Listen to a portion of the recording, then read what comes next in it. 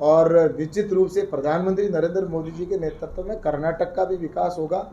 Double engine की वहाँ पर सरकार बनेगी और इस तरह की ये सोच रखने वाले लोग कभी सफल नहीं हो सकते। वो राम सेतु को भी काल्पनिक बताने वाले वो लोग अब इस तरह की बात कर रहे हैं, तो मैं सोचता हूँ कि ये सिर्फ राजनीति है। नमस्कार, मैं रिया और आप देख रहे हैं बिहार इंसॉर्ट्स। केंद्रीय मंत्री कैलाश चौधरी एक दिवसीय दौरे पर कटिहार पहुंचे थे, जहां उन्होंने मीडिया से बात करते हुए महागठबंधन सरकार पर बेबाक अंदाज में जो है बयान दे डाला है। उन्होंने सीधे तौर पे कहा है कि बजरंग दल को बैन नहीं किया जा सकता है। वो गर्व से कहते हैं कि वो बजरंगी है और बजरंग दल से आते हैं। और साथ ही उन्होंने बागेश्वर बाबा पर भी बातें कही हैं। उन्होंने सीधे तौर पे कहा है कि सनातन धर्म के विरोध में तुष्टीकरण की राजनीति हो रही है। क्या कुछ कह रहे हैं कैलाश चौधरी, वो आप सुन लीजिए। ऐसा है कि मैं सबसे पहले तो अपने आप को सौभाग्यशाली समझता हूँ कि मैं खुद बजरंगी हूँ और बजरंग दल का हूँ। और वो चाहे कहीं बैन लगाए, ये बजरंग दल राष्ट्रवादी विचारधारा का संगठन है और हम सबको खुशी है। और ये इस तरह के बैन लगाने की बात करके वो खुद अपने पैरों पे कुल्हाड़ी ले रहे हैं, क्योंकि देश की जनता है वो आज एक कह सकते हैं कि देश राष्ट्र जो है हमारा वो विकास चाहता है।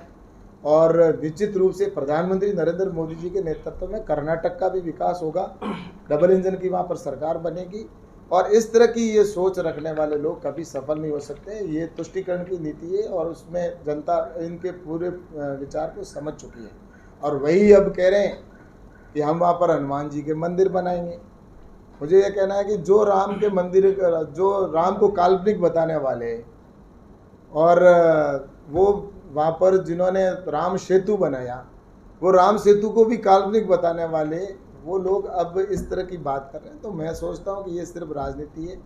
और निश्चित रूप से आज कर्नाटक के अंदर भारतीय जनता पार्टी के पक्ष में माहौल है और वहाँ पर भी पुनः भारतीय जनता पार्टी की सरकार बनेगी और निश्चित रूप से पूर्ण बहुमत के साथ में सरकार वहाँ पर कर्नाटक में बीजेपी की आएगी।